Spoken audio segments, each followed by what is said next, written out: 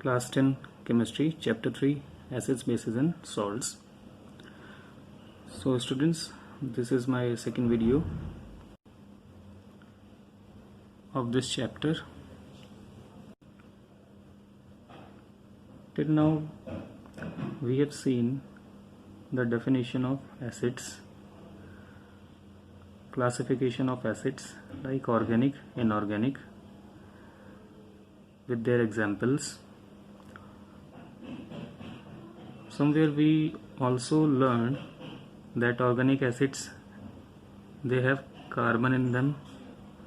Inorganic acids, carbon is not there.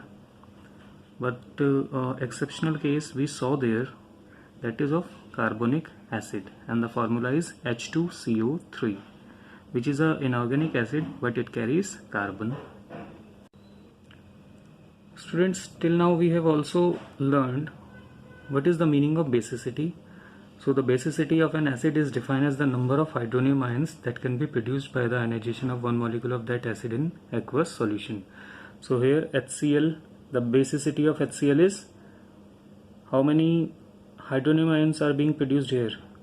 It is 1.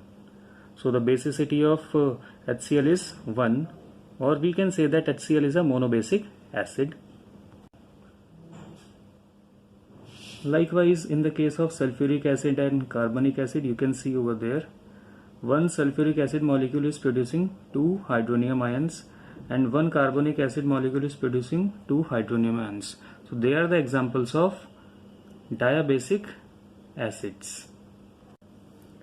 So here you can see one H2SO4 molecule, first ionization, then second ionization. So together they are producing 2 molecules of hydronium ion. Likewise, this H2CO3, it is also producing 1 and 2. So they have shown you in 2 steps. The ionization process they have shown you in 2 steps, but if you are adding them, then 1 H2CO3 will produce 1 and 1, that is 2 hydronium ions. That's why they are diabasic. Then come to this tribasic example, phosphoric acid, and the formula is H3PO4. So H3PO4, so step by step 3 ionization processes they have shown you. So 1 H3PO4 will give you 1, 2 and 3 hydronium ions. So that's why H3PO4 is a tribasic acid. Okay, and one example you can see of diabasic acid, which is H3PO3. As you can see the structure, I already told you that pH is a covalent bond, so it will not get broken down or it will not get ionized. Only this OH bond and this OH bond, they will be ionized. Okay, so how many hydronium ions it will be producing? 2. One this H, another one is this H. Okay, so just try to write the reaction or ionization of this phosphorus acid. Okay, you just try yourself only. Now monobasic acid will give one normal salt. Here you can take some other examples, like the base has been provided as NaOH, but you can just use some other base also. So if it is monobasic acid, it will give a normal salt.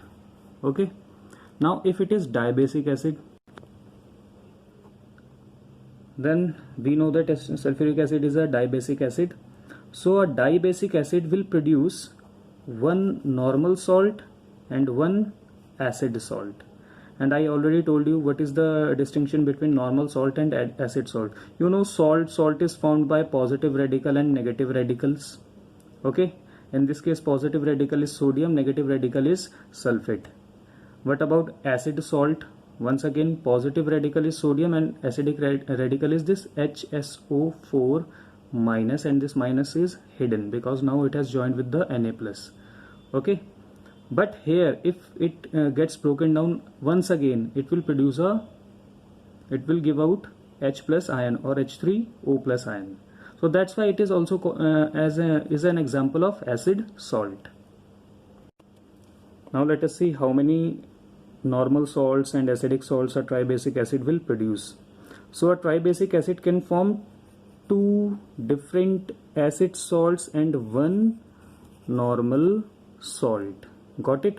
So monobasic was producing one normal salt, dibasic was producing one normal and one acid salt, and tribasic will be producing one normal and two acid salts. Now students, come to next page. It has been given as silicic acid H4SiO4 has basicity 4. So just I leave you this topic to you people to draw the structure of this silicic acid. Okay, just an idea I am giving you that hydrogen, it is having one valency, silicon, it is having 4 valency, and oxygen, it is having 2 valency. Okay,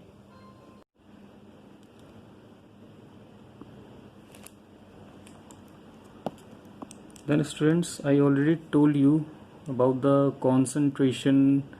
What is the meaning of concentrated solution or dilute solution? Okay, so an acid which contains a very small amount of water or no water is called concentrated acid, while an acid which contains far more amount of water than its own mass is known as dilute acid.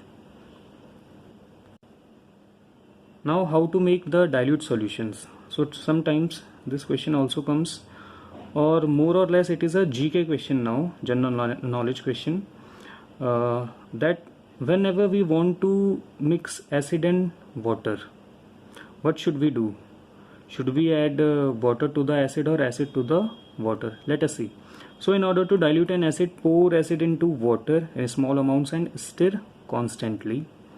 Water is not added to acid as it is an exothermic process, and students, you know the meaning of exothermic process, a process where heat is released or energy is released. So exothermic process, and in this process so much heat is produced that a splashing of acid solution may occur.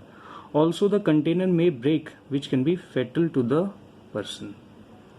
So our ultimate goal is to mix the acid and water, but we should not add water to the acid, but we should do the addition of acid to the water with a slow process or with the drop wise, and after constantly stirring it. Then there is a note: concentration of an acid simply tells us the amount of water present in the acid and not at all the strength of the acid. So you know what is the meaning of strength. The strength of an acid is the measure of concentration of hydronium ions it produces in its aqueous solution. Thus dilute HCl is a stronger acid than highly concentrated acetic acid, because you know HCl is a strong acid. I already explained you the meaning of strong acid and weak acid. So HCl is a strong acid, and our acetic acid is a weak acid. So even if you take a dilute HCl, okay, dilute sample of HCl, still it is more stronger acid than a concentrated acetic acid. Now students, there is a formula regarding the to find out the strength of an acid. I already explained you, but not in this fashion, so I will take one example to make you understand. So note, the strength of an acid depends on the degree of ionization, and it is denoted by alpha, and concentration of hydronium ions produced by that acid in aqueous solution. So let us see what is the formula of degree of dissociation. That alpha is equal to number of acid molecules ionized divided by total number of acid molecules present in aqueous solution multiplied by 100, since we are taking out the percentage. So if the degree of ionization, that is alpha, for an acid comes out to be either acid or base, if it is coming out to be 30 or greater than that, then we will say the acid is a strong acid. And if the calculation says that it is coming less than 30, then it is a weak acid. Okay, Now students, you can see here I have taken the example of acetic acid. So acetic acid, when it is dissolved in water, it will break into acetate ion and hydronium ion. So if initially, that is before dissolution process starts, I have taken it to be 100 molecules. So for example, if there were 100 molecules present initially, then if the reaction is not started, then how many molecules of acetate and hydronium will be there in the solution? It will be 0 and 0. I have not taken the concentration of water or amount of water here. It can be millions and millions of molecules of water. I have not written here.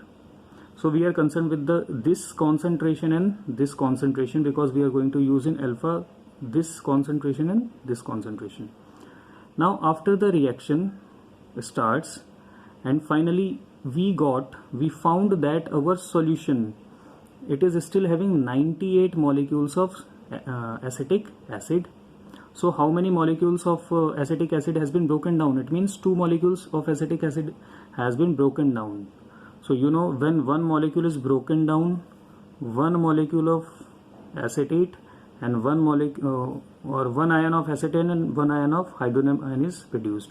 So if 2 molecules of acetic acid they gets broken down, so they will produce 2 acetate ion and 2 hydronium ion. Got it? So now our degree of dissociation will be the formula, number of acid molecules ionized into 100 divided by total number of acid molecules present in aqueous solution. So how many molecules were ionized in this example? 2. So this is that 2. And initially what was the concentration of acetic acid I took? It was 100. So 100, and this 100 is the formula. To find out the percentage, we are just multiplying this fraction by 100. So it comes out to be 2%. And we know if degree of dissociation is less than 2% for acid or base. I have solved for acid, but it can be for base also. So if it is coming less than 30%, then we will term that acid to be weak acid. Or if some base is there, so that such a base will be termed as weak base. Likewise for strong acids, the value will come out to be greater than 30 or likewise greater than 30. Okay, so students, this is all for today.